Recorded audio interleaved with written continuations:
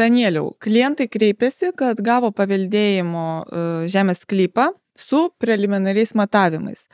Ar reikia juos tikslinti, ar tai nėra būtina? Jo, aš kaip visada sakau, kad geriausia yra atlikti tos kadastrinius matavimus, vis tiek preliminarūs matavimai yra preliminarūs matavimai, pats vienas žodis daug ką pasako.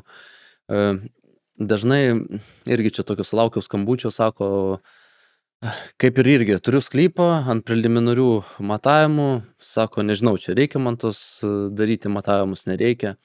Nu, žiūrėk, aš jam labai paprastą klausimą uždaviau, sakau, žiūrėk, tu turi, sakau, naujų kažkokių statinių? Sako, ne.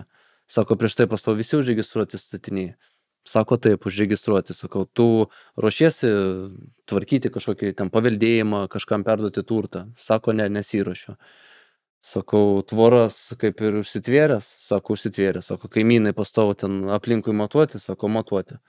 Sakau, nu jeigu tu nieko dabar nesiruoši daryti, nu kaip ir galėtų ir palaikytose preliminariuose matavimuose, nebent gal kažkas iš įstatymų pasikeis, kur ten pasakys, ten, pavyzdžiui, nuo kokių, kaip alė tariant, nuo 27 metų, ten sausio 1 dienos, privalo dabar kiekvienas sklypas turėti tos kadastrinius matavimus. Tai kol tu to nedarai, kol tu kažkaip nesinaudoji to turto, ten nenori duoti išsinuomoti ar nenori jo parduoti, užregistruoti kažko, tai, nu, kaip ir nebūtina. Visais kitais atvejais, kaip ir prieš tai minėjom, kad jie yra reikalingi. Nu, aš tai visada pasakau taip. Irgi buvo atveju, kai buvo preliminarus, tai sodo bendrijoje mes pardavėm, bet aš irgi sakiau, kad reikia, bet kai jau daėjom iki notaro, tai notaras sako, kad sako, nu, realiai nereikia, nes čia Rudaminui buvo, kad sako, nu, užtenka, kadangi, kaip ir sakai, Danieliau, visi kaimynai buvo pasidarę, tai sako, reikės po to, visien, matot, jisai statys namą, tai jam ir taip reikės, tai sako, tuo pačiu ir pasidarys.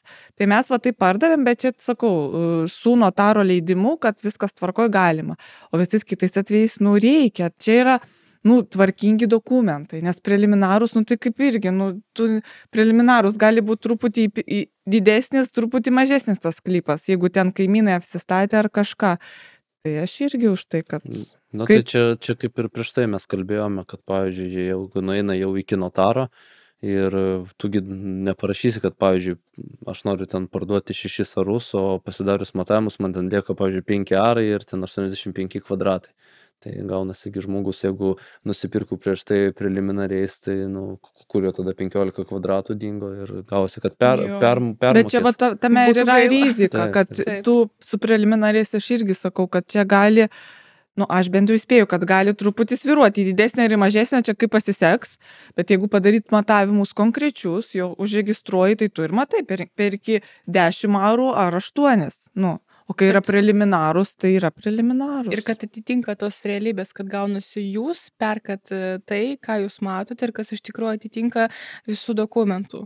Tai vat, jeigu jums reikia atlikti matavimus ar reikia konsultacijos, drąsiai skambinkit, rašykit Danieliui arba mums, mes jį nukreipsime ir padėsim jums. Jo, tai čia dar kažkiek pridursiu prie to pačio, tai dažnai būna, kad dar kai tu paveldi su tais pačiais preliminariais matavimais, tai dažnai būna netgi ir tų ginčių su kaimynais.